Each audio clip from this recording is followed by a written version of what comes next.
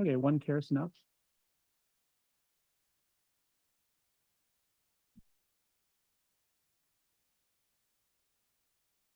This is a device called a kerrison, which allows you to bite through bone. So you kind of dissect a little bit first and just nibble off the bone.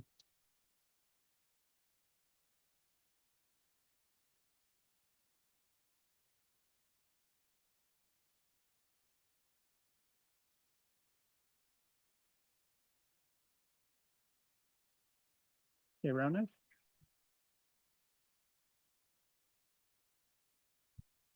And then I'll need, relatively soon, I'll need the retractable blade.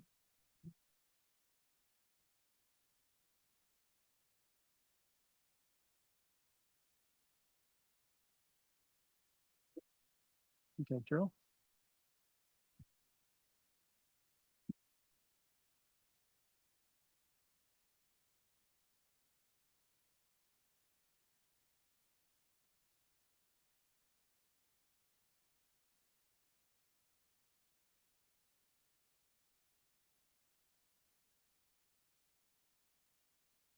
Okay, I'll take the 1 kerrison up.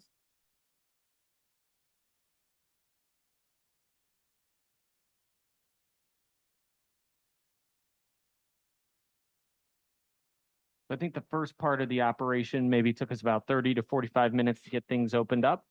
So that kind of gives you the timeline for which we take for pituitary surgery, usually around 2 to 2.5 hours.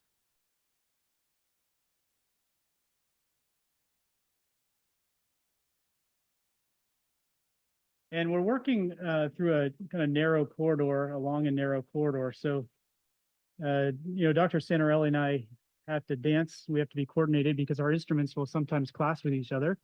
We kind of do some sword fighting.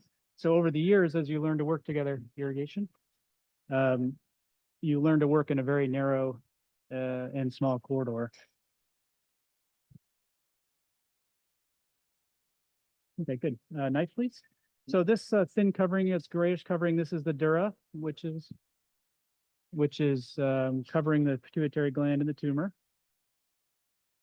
Then we use this small knife here to just open things up. Mind just irrigating. And so the goal is to, just kind of cut through this dura. It's usually 2 thin layers.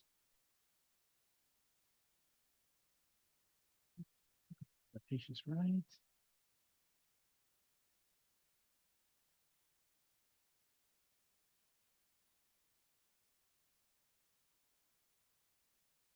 And you can see the tumor trying to deliver itself already. It's trying to fungate out through the opening.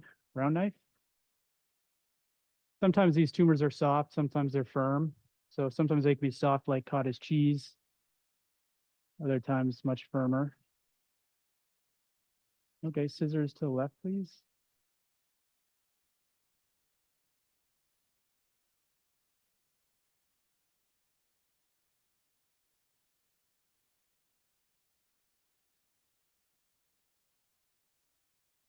And one of the things we actually have very minimal of as using the nose as a corridor are infections.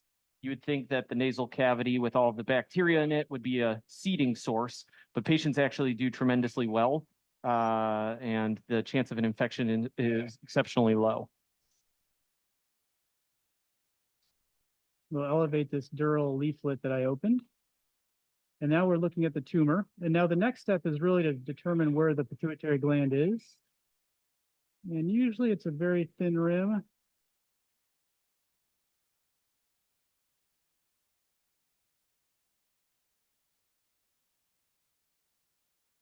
I'll take a couple more steps. So the next step is we will take a few pieces of the tumor for the biopsy. And then that'll take 3 or 4 days before we have the results. No, just permanent.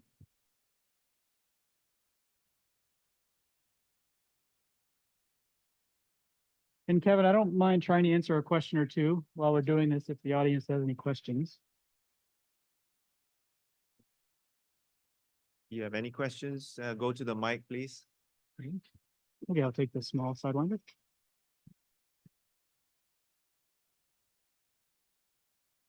Now, fortunately, this tumor is relatively soft for him, makes it easier to remove.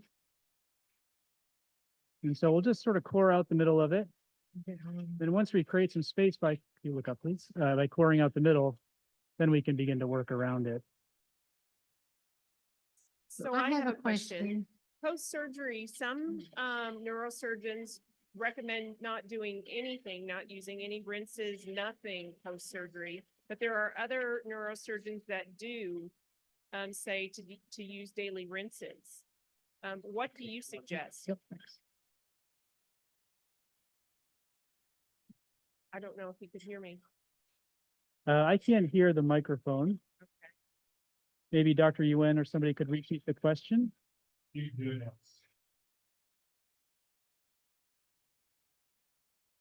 So post-surgery, some neurosurgeons recommend not putting anything up the nose whatsoever, but others recommend doing daily rinses. Can you explain why and what you suggest whenever for this patient? Yeah, it's a perfect question for Dr. Cinarelli. So we encourage patients to do sinus rinses as soon as they leave the hospital, regardless of the size of the tumor, regardless of the location of the tumor. What we want is them flushing out the nose to prevent scabbing and forming very firm crusts, because it's just similar to any other part of the body. The wound healing process results in a scab, and it's really hard for patients to deliver that scab from the back part of the nose. And so doing irrigations helps irrigate that and helps maintain mucociliary clearance. And so there is a little bit of discord amongst doctors on what to do and when to do it. So we're actually the lead institution for a multi-institutional study that's just simply looking at the role of sinus irrigations after these pituitary surgeries. Have you ever had a tumor? My tumor was sticky on the outside. Have you ever had a tumor that was like that?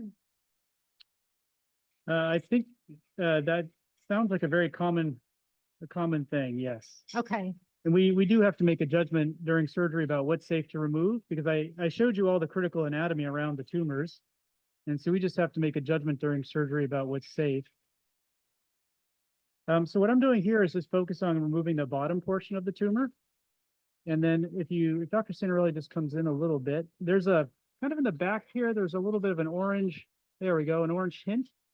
That's the normal pituitary gland there. I'm just kind of gently suctioning on it so you can see it. And then delivering the rest of this tumor.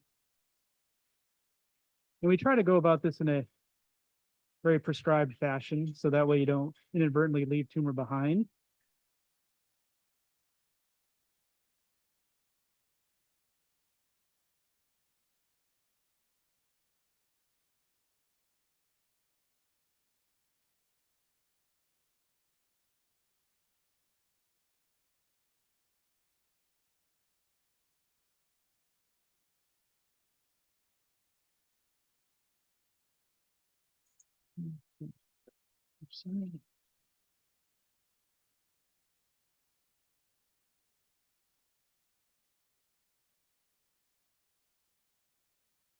Now, when the tumors are small, we try to remove them as a single specimen.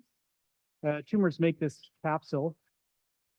Well, actually, more appropriately, the pituitary gland makes a capsule around the tumor, and we try to remove it as a single specimen.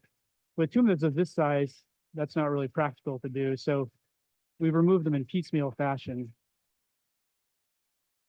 like you see here. And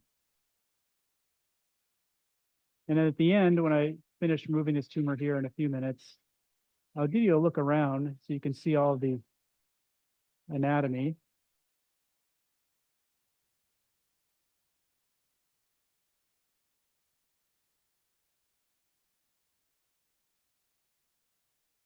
So if you're wondering what the division of labor is here at the moment, Dr. Santarelli is driving or holding that endoscope for me.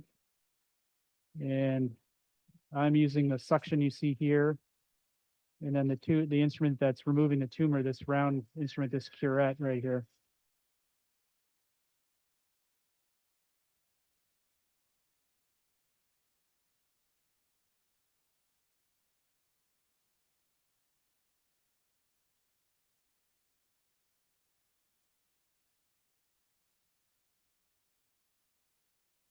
And the one thing you're not seeing is brain fluid, CSF. And so this is the goal of the operation, is to remove this in a way as to not introduce a communication where we have a brain fluid leak into the nose. It happens from time to time, and it also happens depending on the size and the locale of the tumor. But ultimately, what we want to do is keep the brain and the nose separate at the conclusion of the case. Turn it on. Or you can come here if you want.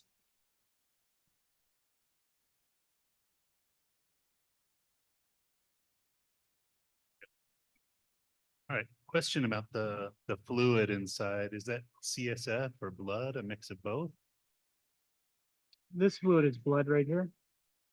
And does it stop bleeding by the end of the surgery, or do you just like patch up the dura and it fills up with the fluid and takes care of itself? Yeah, we definitely stop the bleeding before we close.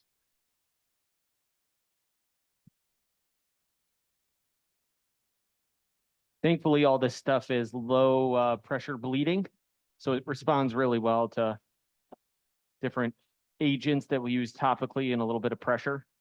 Can you load up the up-angled suction, please?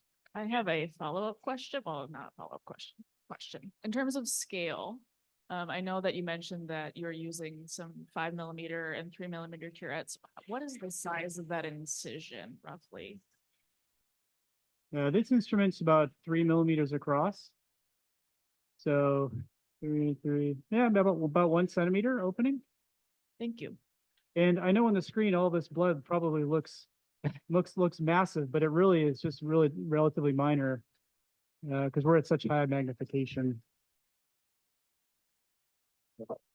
Yeah, if you could load it on another section, please. Yeah. Just put it on the debrider, maybe.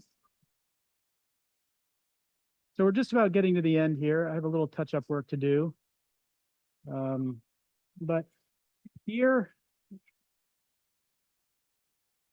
okay, right here, there's a little kind of orange. This is the dura, which is protecting the brain, right here where my dissector is.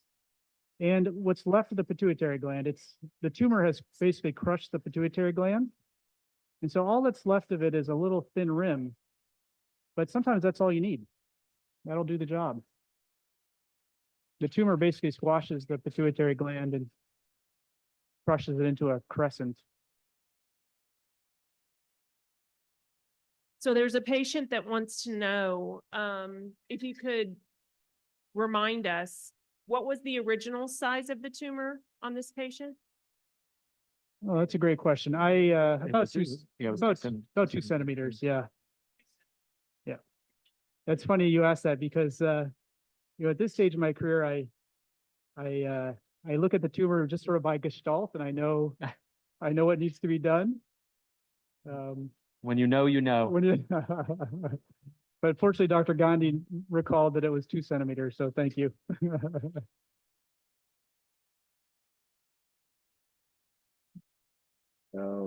So we do is kind of gently sweep the tumor off this dura and off the normal pituitary gland. We're just about there.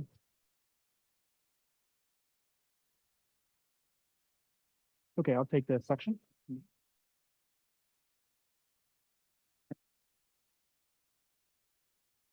We have these instruments that are curved and bent to allow us to reach around corners. We can kind of vacuum the tumor off. And there's the carotid artery. There's this little thin membrane that's protecting the carotid artery. Good.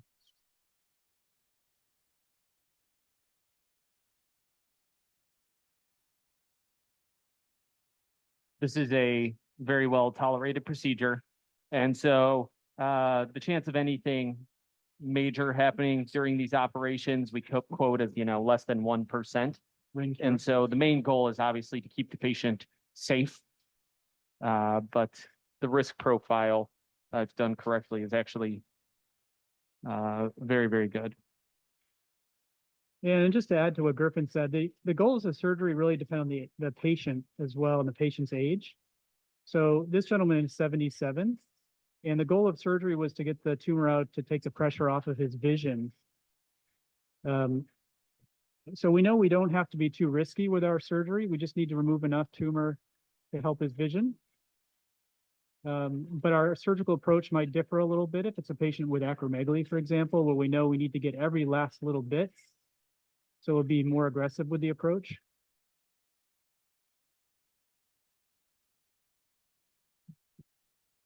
Okay, irrigation. Yeah, we're basically done here. So I'm just going to irrigate and then we'll get hemostasis. So we're Just dry. a quick question, if I could ask. Can you show us where the cavernous sinus is and if you Sure. can detect if there's any tumor that invaded it and what you would do if there was? So I'll show them on the left side. Yeah. Yep. So I'll show you right here. So actually, can you come back just for a second? So here's the dura that's falling down. This is on the top of the tumor, this dura. Now the cavernous sinus is on the side, which is right here. And so you can see this is the wall of the cavernous sinus. My curette's on. And you can see that there's a little rim of pituitary gland on it. So this side really doesn't have any invasion on it. Back here, there may be a little bit. If you kind of sneak back here. I was pulling some tumor out of the cavernous sinus back here. Yeah, back there. And so for a case like this, I would just be really careful about pulling some tumor out of the cavernous sinus. If we were treating a functioning tumor like acromegaly or Cushing's disease, and I saw evidence of cavernous sinus invasion, then we expand the surgery to the side so that we can take out that wall. But again, it's all a matter of weighing the risks and benefits for the particular patient. Right. Thank you very much.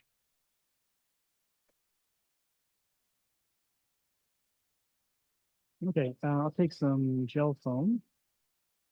So you can see that after we decompressed and removed the tumor, a lot of that low flow oozing that we had has already subsided. This is a hemostatic agent called gel foam. And over time, what happens is this gets dissolved, the body dissolves it, and it forms a very nice seal as well. Can I have a 1/2 by 1?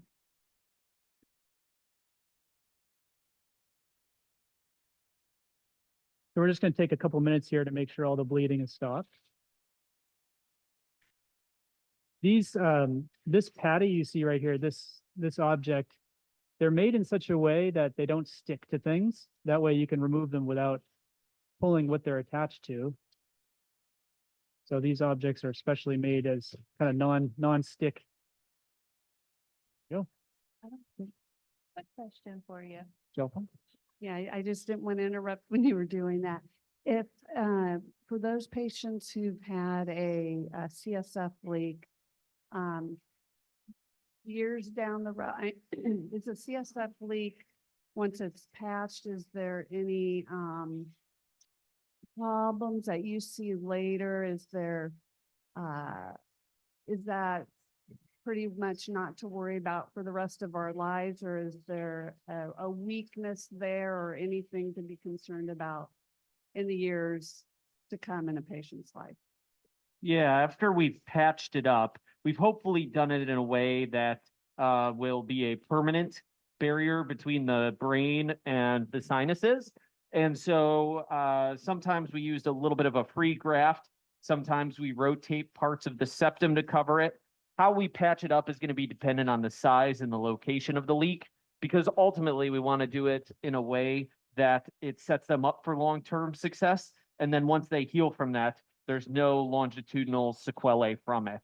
So we patch it up and that is that. And we hope to never worry about it again. Thank you so much. Thank you. And I think you answered part of my question was, how do you determine whether you use this substance versus abdominal fat graft, and what are the benefits of one versus the other? Yeah, it's going to all be about the size of the defect, where the hole is. You see Dr. Little's placing some material in the cavity there. What that defect looks like, where it is, It's all a patient-specific reconstruction plan. And the bigger the hole and the larger the CSF leak, the bigger the reconstruction. But this was a very straightforward approach for us without any worrisome findings. Thank you. Gonna put a free graft over this. Yeah, I got to harvest it real quick. So we're just about done here. The last thing we need to do is we're going Can I to get the place the graft? tissue over the cella to Yeah, protect it. I get the collar. So that'll take a few minutes. So if you, we'll probably sign off now if there aren't any other questions. One more question, Andrew. Sure. This tumor was obviously a softer consistency. You didn't encounter any challenges. If this was a repeat operation or a revision, or the patient had already had radiation, or just the tumor was from the start more dense and fibrous, and what might that change from the neurosurgeon's perspective and approach?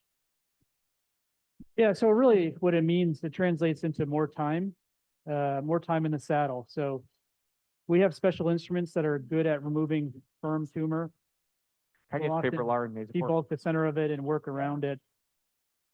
Yeah, it's just more time. But I would say it's a very common scenario. and Nasopore. And it's very difficult for us to Needs predict support. ahead of time whether the firmness of the tumor. So this one we got lucky today. The tumor was behaving for the audience.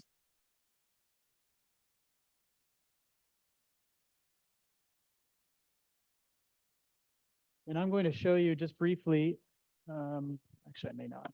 I could potentially show you the graph, but our cord doesn't reach that far. It'll be ready in about 1.5 minutes.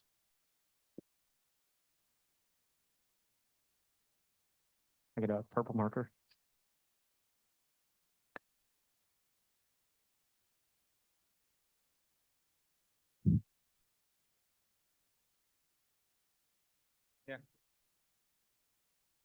There's another question, Andrew, from Or- One quick question. How does Dr. Gandhi's training progress, and when does she do a live, or not a live, but an actual, when does she do an actual surgery? Yeah, so Dr. Gandhi is in her third year of 7, and so it's graduated responsibility. And so she's already been performing surgery under under tight supervision, starting as early as the first year of residency, right after medical school. So, we start as a young resident, you start with the simplest cases, and you learn doing that, and then you spend time in the anatomy lab dissecting cadavers, watching surgical videos, practicing your suturing on Get a round knife. pig's feet and on chicken wings. So you learn your suturing technique. So she's already started that. She's well on her way, and then she rotates through with the various faculty here at Barrow. She's currently spending time with Dr. Lawton. Dr. Lawton is our chief of neurosurgery. So she gets to work with one of the world's experts one-on-one for 3 months. And then in the 6th year, year 6 of residency is usually what we call a research year. So she'll be spending time working on original research projects. And then the 7th year, year 7 is the chief year. And that's when you're the head of the residence, you're head of the service. And by then you're ready to fly. I have a question. If you're starting out with a very large tumor, say 5 to 6 centimeters, it's already invasive. Would you attempt a transsphenoidal approach or go via craniotomy for that? Yeah, it's not so much about the size, it's about the distribution and the unique characteristics of the tumor. There are certain characteristics that make it very favorable for a transsphenoidal approach. And that's usually my first approach in most cases because of the lower morbidity than a craniotomy. Even in an invasive tumor, it spreads upward. Oh, yeah. Yeah, the techniques have really advanced so far in the past 15 years that we're very comfortable with invasive tumors. Right now, we're just patching this up with the purple is marker on the outside of the mucosa. So that way we don't have mucosa pointing towards the intracranial side of things and potentially seeding it. So that's why there's some purple on that lining there. But now all I'm doing is putting a little bit of packing in here. Can I get a nasopore cut in fourths, please? So we pack it with little pieces of material that are absorbable to kind of get the wallpaper to stick on the ceiling. That's always the analogy I use for patients, because we may be looking straight back and up, but it's going to be a gravity dependent process that kind of wants to undo our work here. So we just use a little bit of these absorbable materials to just get that wallpaper to stick long enough. Usually takes about 2 to 3 weeks for that area to heal up. So this is our way of temporarily having material holding it in there. So that way the patient doesn't have anything intrusive or uncomfortable, such as like a nasal Foley or some kind of balloon in their nose. I'll take one more nasal port. Yeah, and you'll see that after, so that little packing holds the nasal tissue up against the reconstruction. However, the nose is entirely open, so the patient will be able to breathe after surgery. So the back here is the nasopharynx, and you can see the opening for the eustachian tube. So this is the main corridor for breathing for a patient. And so our tumor approach is all above that. So patients will do very well from a day-to-day standpoint.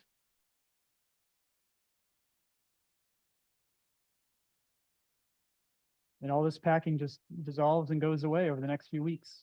And then they also see me about a week after surgery. So that way I can get their nose back online and kind of clean it up.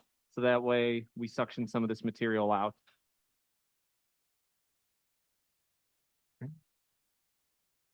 All right, Yeah. we're done. There you have it. There's our recipe. Thank you. Thank you. I know that you spoke on this at one of the last meetings I attended, but for patients that are looking for experienced surgeons, how are we quantifying that when they're, you know, on the hunt and prowl for someone to do this for them? Yeah, and this is often a tough question because you don't kind of know, who are the experienced surgeons. But I guess, and I get asked that as well. And I had this conversation with Dr. Liu. So I think one thing to do is probably do your homework. I mean, and see whether this person is attached to a multidisciplinary team. Is it part of a center? For those of you who are savvy in going through the literature, because when you are invested in this area, and like I said, you are very subspecialized, you tend to publish. So surgeons who have published extensively, the teams that have published extensively. So I think that would be the parameters for you to look for in terms of the surgeon and also the team. So, the whole team, we are all a team effort as well. And the papers that are published from that particular institution, for example, and conferences as well. So I think you'll probably get that information. So we have a rule of thumb that we were taught years ago. Ask how many surgeries of this type the surgeon has done. I've always heard that he needs to have done, or he or she needs to have done at least 500 before they touch you. They need to do at least one per week to keep up their surgical expertise. And they need to have a high remission rate and a low complication rate. Those are all imperative questions to go over with your surgeon before you choose a surgeon. And also the fact that surgeons as well, if they publish their, I know it's biased and sometimes you only publish the good results, but the surgical remission rates. And also another thing is, although 500, but make sure that they're doing it regularly, not the last surgery was like 6 months ago, So because they always have to be keeping up on their skill set as well. Thank you.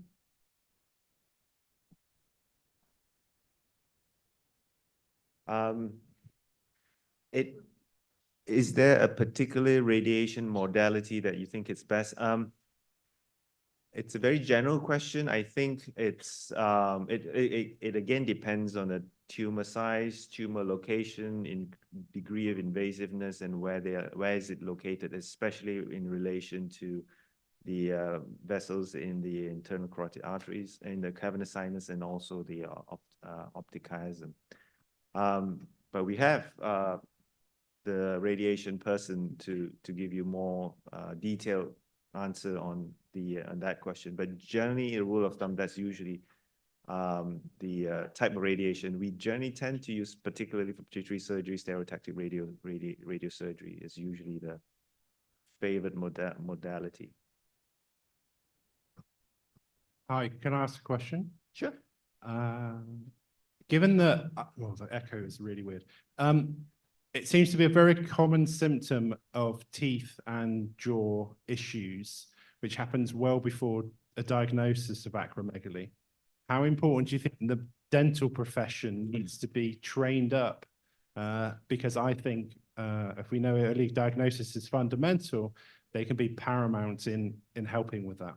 Yes, absolutely. I can't agree with you more. And actually, the dental profession needs to be aware, and also the sleep medicine profession as well, for sleep apnea, that this is something that they need to keep in the back of their minds. And if they are suspicious, then they could quite easily refer. But I think a lot of it is down to the training as well, and how they were trained in dental school, and to think about these conditions as well. So it's all about educating them when they are younger, and so that they think about it when they're in their practices as well. Any other questions?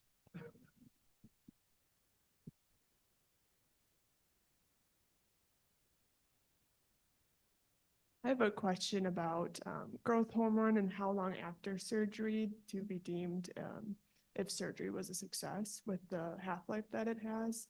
Is there a time frame that's typical to monitor that? And then is it also, or is it a potential outcome that it might increase immediately after surgery before decreasing?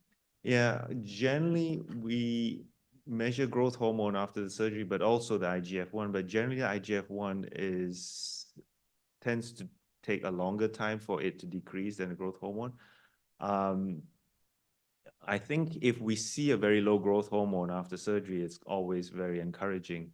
But we don't really want to make a decision until at least 6, but preferably 12 weeks after surgery.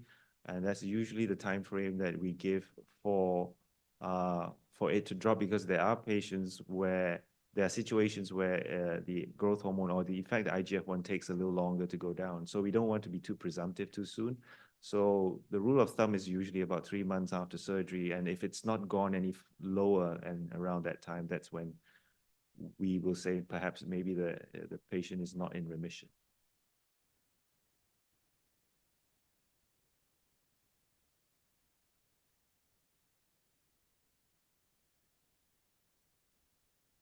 So that was an awesome question. I want to follow up on it. Why does it take up to 3 months for the IGF to follow, like physiologically? Good question. Dave, can you answer that question?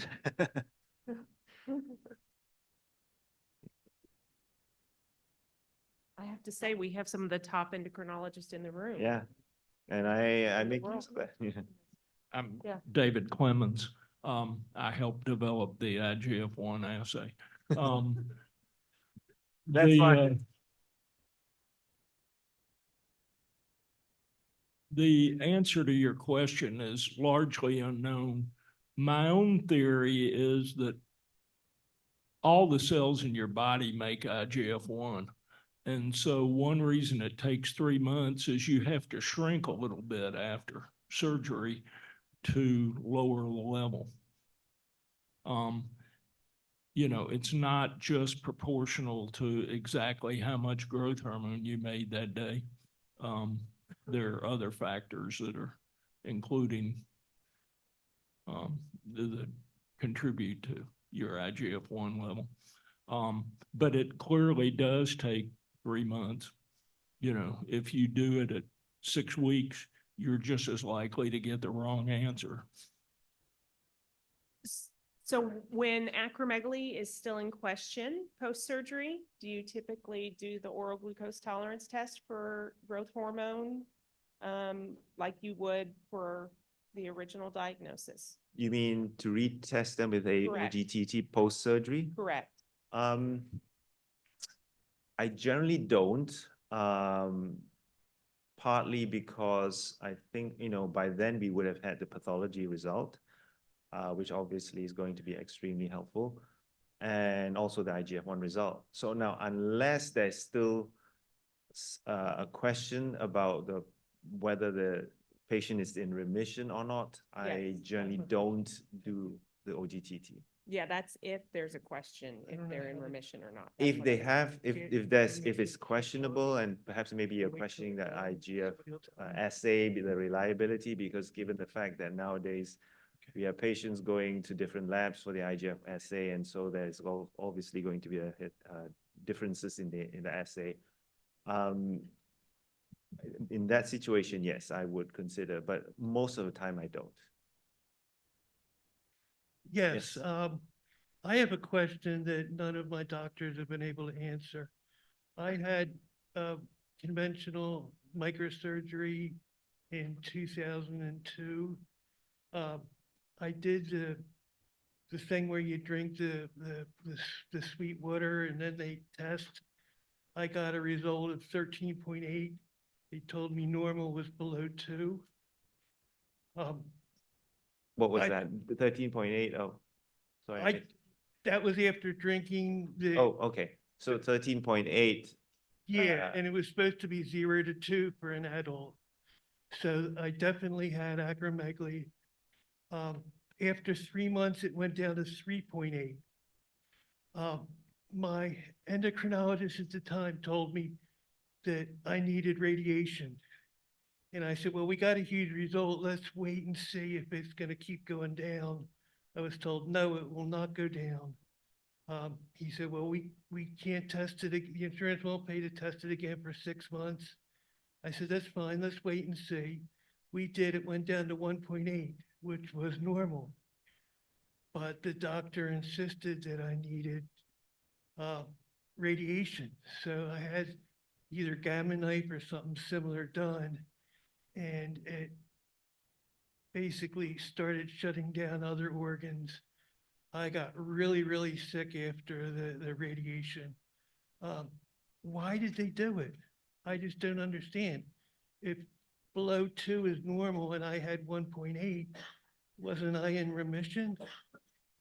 And do you have any idea why my doctors can't tell me? It's something that your doctor had decided, but I think it's not a question that we can answer. Well, so I can tell you with what I know, for an oral glucose tolerance test currently, where you came out at 2, you're supposed to be at least, if they're using even one of the older assays, under 1.0. If you're using the newest assay, you're supposed to be under 0.4, or it shows that you're having active disease. And so they, I'm sure, recommended treatment for you because they believed that you still had active disease. It depends on the assay that's used. Yes. too. Okay. The newer assays are more sensitive.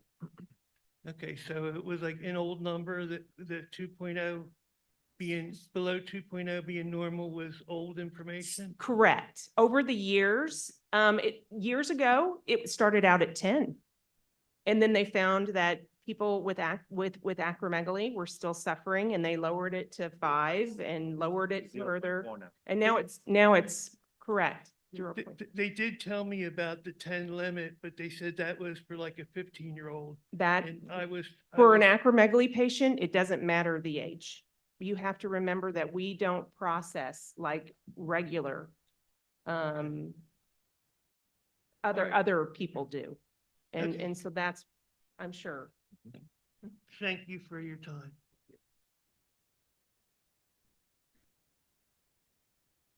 So, I don't know if there's an answer to this, but, after surgery, there's no sign of tumor and the growth hormone is normal, but the IGF, goes down slowly, but never gets to normal range. So are there any theories about why the growth hormone will be, between 0.4 and 0.8, and the IGF doesn't go down to the normal range? Yeah. Yeah, that's a that's a good question. I think it's this is something that we see not infrequently in this field. We call this a discordancy in growth hormone and IGF. Now, in an ideal world, you physiologically you would think simplistically, the higher the growth hormone, the higher the IGF-1, the lower the growth hormone, lower the IGF-1, and that's true in most situations. But in occasions there is a discordancy, and there's papers that has already been published about this discordancy, whereby sometimes some patients can have high growth hormone but normal IGF-1 and vice versa. But in your situation, I mean, there's also the possibility of microscopic disease. And the problem with growth hormone, when you're measuring growth hormone, is that it's not a level that is very stable. It tends to fluctuate as well.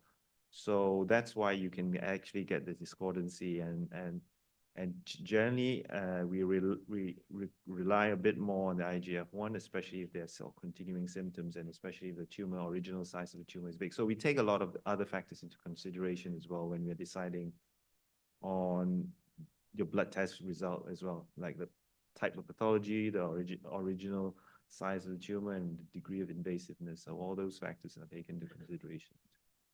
Thank you.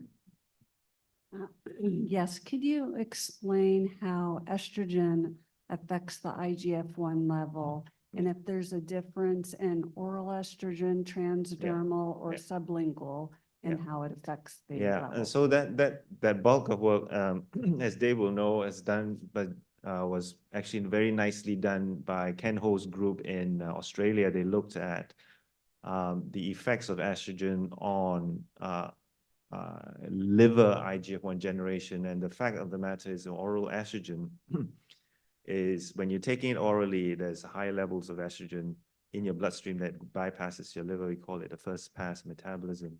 And it works in reducing the liver cells in the ability, so that when growth hormone attaches itself to the cells and causes the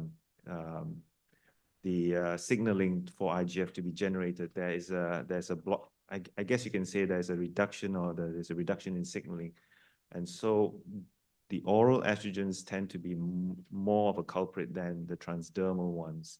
And therefore, in women, especially in women who are of reproductive age, and also women on the birth control pill, generally their growth hormone levels tend to be higher than men of the same age. And therefore, particularly, this is highly relevant for those patients who are growth hormone deficient, because if they are on growth hormone replacement, they generally need doses that are higher than women on oral estrogen, because the IGF-1 tends to be much lower because of the effects of oral estrogen. For first-degree relatives of patients with acromegaly who have no symptoms, do you recommend any kind of screening, IGF-1? We generally don't, unless there is, as I've shown you earlier in the slides, that there is a genetic predisposition as well, of the genetic disease is identified. Because more often than not, these are more often sporadic cases, so we generally don't. I mean, we do ask for family history, but if the pathology, that's why I say the pathology is so important, so helpful for us when we're making decisions moving forward in what to screen and what not to screen. Because you don't want to be creating also an undue anxiety as well when you're screening every patient. So at this moment in time, the recommendation is not for everyone, unless there is a family history, or unless there is a genetic cause, that a genetic defect that's been identified. Okay. Oh, one more question.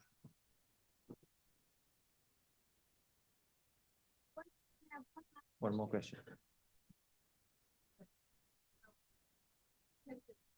Come down here.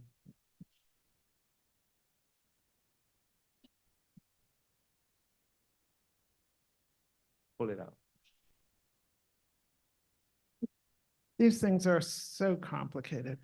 How often, so the surgery that we just saw, the guy had, they said a 2 centimeter tumor, and it resulted in like the leftover pituitary was like a crescent. Yeah, it's basically pushing it all to one side. It's squishing it like a pancake. Okay, so what are the chances that that actually causes the pituitary not to work anymore? And then does that mean, for example, you take thyroid hormone or growth hormone or whatever those other hormones, many hormones are?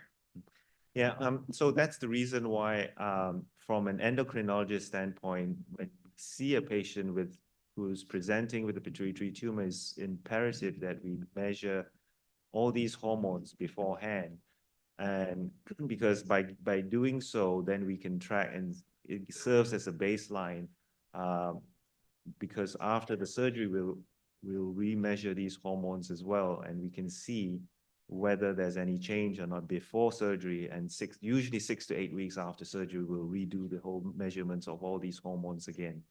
Again, like Dr. Lill has alluded to earlier, you don't really need a lot of pituitary. Pituitary is actually quite a robust little gland, and even though it's so squished and it looks like there's only a thin layer or thin remnant, there are situations where the pituitary can continue to function and produce enough hormones to serve your body's demands for the hormones. So it doesn't mean that it looks,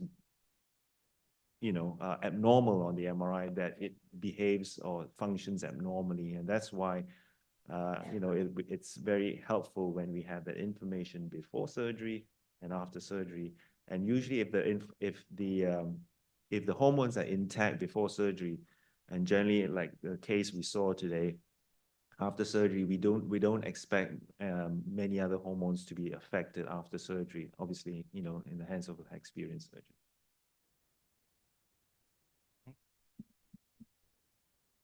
Can I just get a round of applause for Dr. Yoon and Dr. Little? Amazing work.